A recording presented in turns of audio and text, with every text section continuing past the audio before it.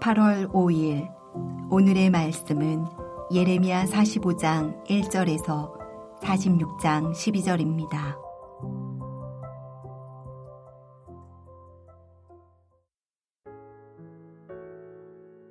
유다의 요시야 왕의 아들 여호야김 넷째 해에 네리야의 아들 바룩이 예레미야가 불러주는 대로 이 모든 말을 책에 기록하니라. 그때 선지자 예레미야가 그에게 말하여 이르되, 바룩아, 이스라엘의 하나님 여호와께서 내게 이같이 말씀하셨느니라. 내가 일찍이 말하기를 화로다. 여호와께서 나의 고통에 슬픔을 더하셨으니 나는 나의 탄식으로 피곤하여 평안을 찾지 못하도다. 너는 그에게 이르라. 여호와께서 이와 같이 말씀하시기를, 보라, 나는 내가 세운 것을 헐기도 하며 내가 심은 것을 뽑기도 하나니 온 땅에 그리하겠거늘 내가 너를 위하여 큰 일을 찾느냐? 그것을 찾지 말라. 보라, 내가 모든 육체의 재난을 내리리라. 그러나 내가 가는 모든 곳에서는 내가 너에게 내 생명을 노량물 주듯 하리라. 여호와의 말씀이니라. 이방 나라들에 대하여 선지자 예레미야에게 임한 여호와의 말씀이라. 애굽에 관한 것이라. 곧 유다의 요시야 왕의 아들 여호야김 넷째 해에 유브라데 강가 갈그미스에서 바벨론의 느부갓네살 왕에게 패한 애굽의 왕 바로느고의 군대에 대한 말씀이라. 너희는 작은 방패와 큰 방패를 예비하고 나가서 싸우라. 너희 기병이여, 말의 안장을 지워 타며 투구를 쓰고 나서며 창을 갈며 갑옷을 입으라. 여호와의 말씀이니라. 내가 본즉 그들이 놀라 물러가며 그들의 용사님 패하여 황급히 도망하며 뒤를 돌아보지 아니함은 어찌미냐. 두려움이 그들의 사방에 있음이로다. 발이 빠른 자도 도망하지 못하며 용사도 피하지 못하고 그들이 다 북쪽에서 유브라데 강가에 넘어지며 엎드러지는도다. 강의 물이 출렁임 같고 나일강이 불어남 같은 자가 누구냐? 애굽은 나일강이 불어남 같고 강물이 출렁임 같도다. 그가 이르되 내가 일어나 땅을 덮어 성읍들과 그 주민을 멸할 것이라. 말들아 달려라. 병거들아 정신없이 달려라. 용사여 나오라. 방패 잡은 구스 사람과 붓 사람과 활을 당기는 루딤 사람이여 나올지니라 하거니와. 그날은 주 만군의 여호와께서 그의 대적에게 원수 갚는 보복일이라. 칼이 배부르게 삼키며 그들의 피를 넘치도록 마시리니 주 만군의 여호와께서 북쪽 유브라데 강가에서 희생제물을 받으실 것이미로다. 처녀딸 애굽이여, 길르앗으로 올라가서 유향을 취하라. 내가 치료를 많이 받아도 효력이 없어 낫지 못하리라. 내 수치가 나라들에 들렸고 내 부르짖음은 땅에 가득하였나니 용사가 용사에게 걸려 넘어져 둘이 함께 엎드러졌음이라.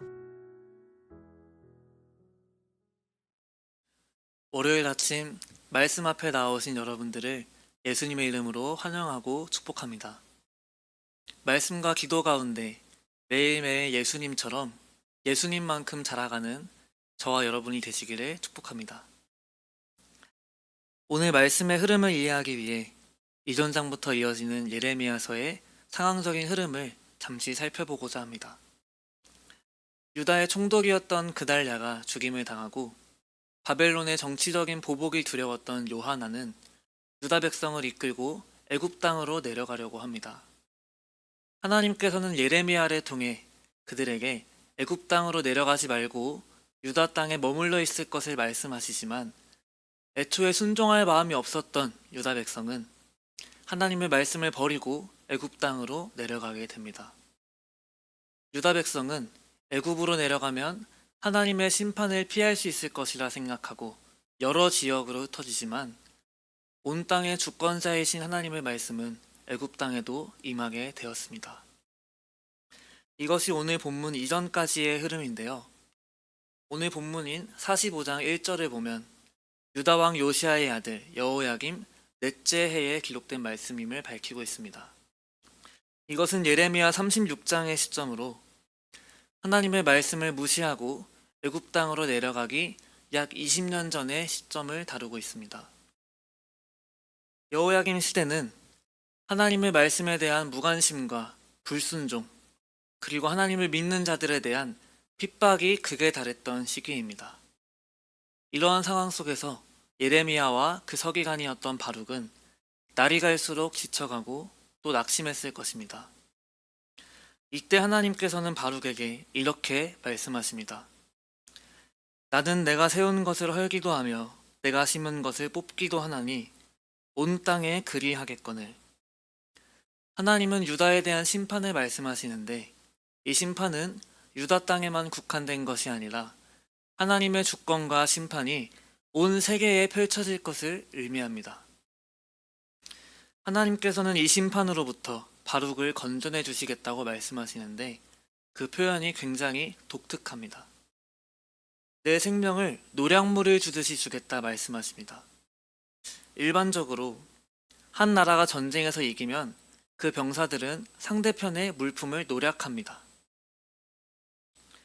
하나님께서 바룩의 생명을 구하실 것을 약속하시면서 생명을 노략품 주듯 하겠다 말씀하신 것은 하나님의 편에서 끝까지 공의를 행하였던 바룩을 최후의 승리자로 서게 하실 것이며 그 대가로 생명을 주실 것을 의미하는 것입니다. 우리가 살아가는 지금의 시대 또한 하나님의 심판을 향해 가고 있습니다. 하나님을 믿는다는 사실만으로 사람들의 외면과 멸시를 당할 수 있습니다. 그럼에도 불구하고 우리는 우리를 위한 큰 일을 찾기 위해 발버둥치고 슬퍼할 것이 아니라 온 땅의 주권자이신 하나님께서 주시는 최후 승리와 영원한 생명에 대한 약속을 바라보며 살아가야 하는 것입니다. 46장은 애굽에 대한 심판의 말씀으로 하나님께서는 애굽의 시작으로 열방에 대한 당신의 심판 의지를 나타내십니다. 1절부터 12절까지는 애굽의 왕 바로 느고가 바벨론의 왕 느부갓네살에게 패배할 것을 예언하고 있습니다. 애굽의 왕 바로 느고는 요시야 왕을 죽이고 유다를 속국으로 만들었습니다. 왕위에 오른 지 3개월이 된 여호아하스를 폐위시키고 친애굽파였던 엘리야김을 여호야김으로 이름을 바꾸어 왕위에 올렸습니다. 이후 여호야김 통치 4년 36장과 45장의 시점에서 전통 강국인 애굽과 신흥 강국인 바벨론이 중동 지역에 패권을 두고 충돌하게 됩니다. 이 전투에서 일방적으로 바벨론에게 패배한 애굽은 과거의 영광을 모두 잃게 되고 바벨론은 유다까지 쳐들어와서 다니엘을 포함한 많은 사람들을 포로로 잡아가게 됩니다. 이 애굽과 바벨론의 전투, 그리고 애굽의 패배를 예언하고 있는 것이 46장 1절부터 12절까지의 말씀입니다. 이전까지 중동 지역의 강국으로서 자신들의 군대를 그 거대한 나일강의 범람에 비유할 만큼 애굽 군대의 자신감은 넘쳐났습니다. 하지만 하나님께서는 애굽의 패배를 말씀하실 뿐만 아니라 치료를 많이 받아도 효력이 없어 낫지 못할 것이라 말씀하시며 애굽이 다시 회복될 수 없을 정도로 치명적인 결과를 맞이하게 될 것을 말씀하십니다. 실제로 이 애굽과 바벨론의 전투는 애굽의 전 역사에 있어서 커다란 전환점이 되고 말았습니다. 오늘 본문 이전까지의 이야기를 다시 돌아보고자 합니다. 하나님의 말씀을 무시하고 바벨론을 피해 애굽까지 내려갔던 유다 백성들이 있습니다. 그 가운데에서 아무리 하나님의 말씀을 전하여도 돌아오는 것을 회개하는 백성이 아닌 더 심한 조롱과 멸시밖에 없는 상황 가운데 지쳐가고 낙심했던 바룩이 있습니다. 하나님께서는 이스라엘 백성에게, 더 나아가서는 자기 자신의 힘을 믿고 자신감과 확신에 취해 있던 애굽과 더 많은 열방 국가에게는 심판을 말씀하십니다. 온 땅을 다스리시는 만군의 하나님 앞에, 그 심판 앞에서 자유로울 수 있는 나라는 없습니다. 한 치 앞도 알지 못하는 자기 자신을 믿는 것은, 하나님 외에 다른 것을 믿고 의지하는 것은 근거 없는 자신감에 불과합니다. 반면에 점점 더 어려워지는 상황 속에서 낙심하고 지쳐갈지라도 끝까지 하나님의 말씀을 붙잡고 전하기 위해 분투했던 바룩과 예레미야에게 하나님께서는 그 생명을 노량물 주듯 하겠다 말씀하시며 최후 승리와 영원한 생명을 약속하십니다. 오늘 말씀을 통해 기억해야 하는 것은 이것입니다.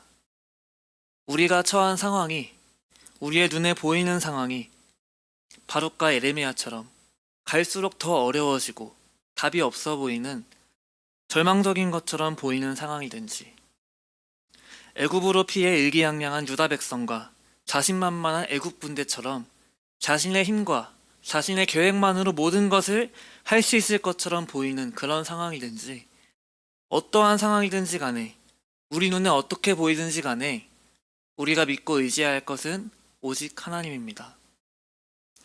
겉으로 드러나 보이는 상황을 바라보는 것이 아니라 그 너머에서 이끌어 가시는 역사의 주관자이신 하나님을 바라보는 저와 여러분이 되시기를 축복합니다. 함께 기도하시겠습니다. 하나님, 말씀과 기도 앞에 나아오는 시간을 허락해 주셔서 감사합니다. 늘 저희에게 주어진 상황 너머에서, 저희들의 좁은 시야 그 너머에서 저희들이 알지 못하는 크고 놀라운 일을 행하시는 주님, 저희들의 눈에 보이는 상황이 어떠하든지 온 세상을 다스리시는 크고 강하신 주님을 바라볼 수 있는 믿음의 시야를 열어주시기 원합니다.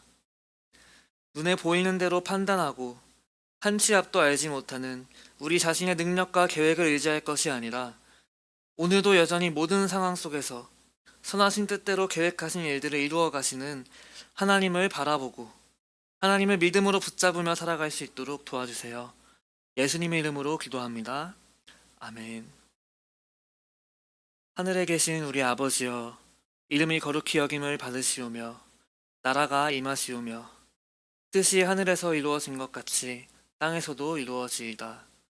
오늘 우리에게 일용할 양식을 주시옵고 우리가 우리에게 죄 지은 자를 사하여 준 것 같이 우리 죄를 사하여 주시옵고 우리를 시험에 들게 하지 마시옵고 다만 악에서 구하옵소서. 나라와 권세와 영광이 아버지께 영원히 있사옵나이다. 아멘.